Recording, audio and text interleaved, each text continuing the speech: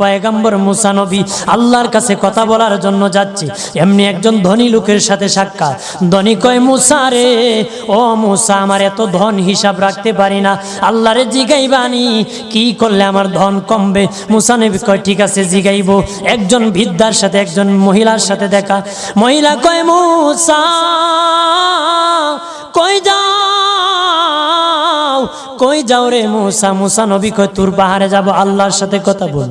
মুসা রে, আল্লাহরে জিগাইবানি, আমি গরিব মানুষ, আমি ভালো কিছু কিনতে পারি না, ছেলে মেয়েকে ভালো কিছু খাওয়াইতে পারি না, ভাঙ্গা ঘর, এত গরিব, ভালো করে ঘর বানাইতে পারি না, আল্লাহরে জিগাইবানি কি করলে আমার উন্নতি হবে, ধনী হব, টাকা পয়সা হবে, আল্লাহরে জিগাইবানি।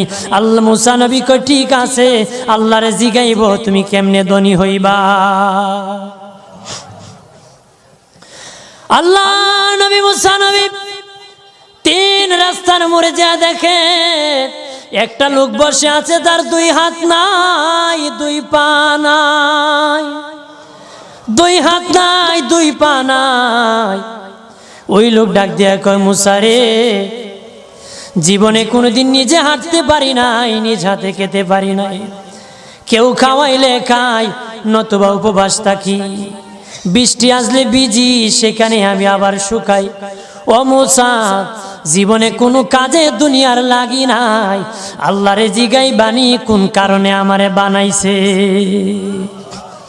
আল্লাহ কয়, জিগাই মনে। মুসা নবী কয়, আল্লাহরে তোর পাহাড়ে মুসা নবী, মুসা ছিল কালিমুল্লাহ, কথা বলার প্রেম ছিল, কথা বলতো, কথা বলার প্রেম ছিল। কথা বলতে বলতে শেষ দিকে কয়, আল্লাহ গো, আসার সময় তিনটা লোক আমার কাছে প্রশ্ন করেছে, একজন লোক হলো ধনী, কিভাবে তার ধন কমবে গো?